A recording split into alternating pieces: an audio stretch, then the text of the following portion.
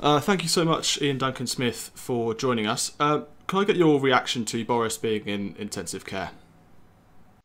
Well, my first reaction, of course, is one of shock. Boris, first and foremost, is an old friend of mine, and I really, send him the best wishes. My thoughts and prayers are with him. I'm certain that they're doing this with precaution. He's a robust character, and I wanted to pull through. So, on a personal level, for him and his family, and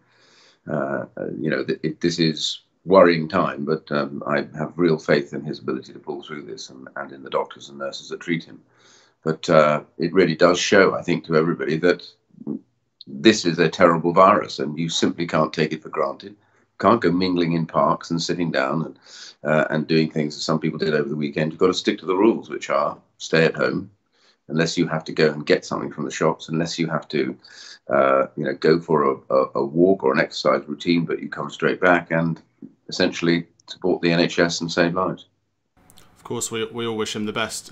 Now, we know that he is conscious, Boris Johnson is conscious at this time. He is not on a ventilator. What are your sources telling you about his current state?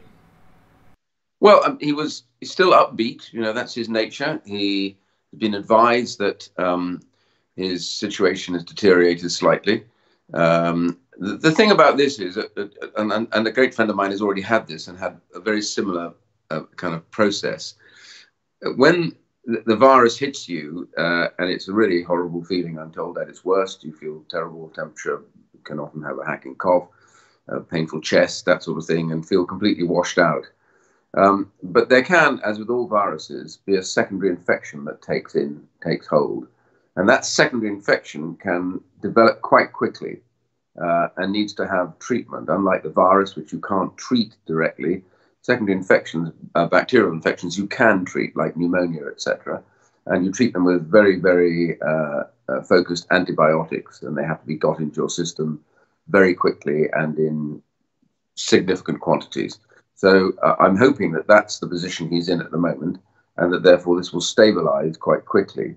I'm told he's in intensive care because they just want to make sure that if he needs a respirator, there is literally no delay, because he'll be next to them, but he is not on a ventilator himself.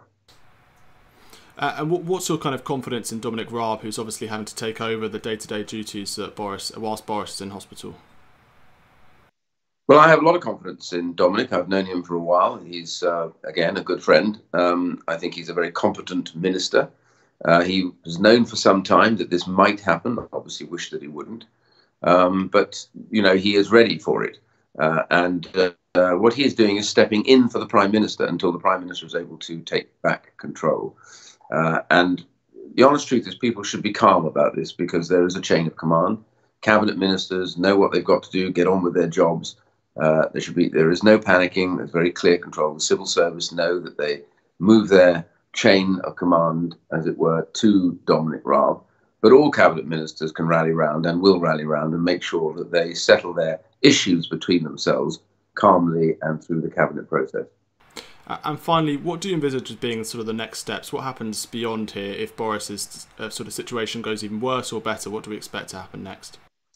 Well, I'm not going to speculate about what's worse. Where we are right now is that the chain of command has taken over.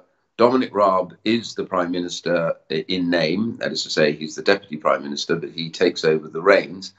And he will exercise that authority, bearing in mind already the decisions that are made that he has signed up to. So you won't see a massive change, but he will be the person that all final decisions will have to go to if they're unable to be made by a cabinet minister. And the cabinet secretary, who's a civil servant, the most senior civil servant, will also be on his side now, will be right next to him, informing him of what things Boris had talked to him about before he became too ill to continue.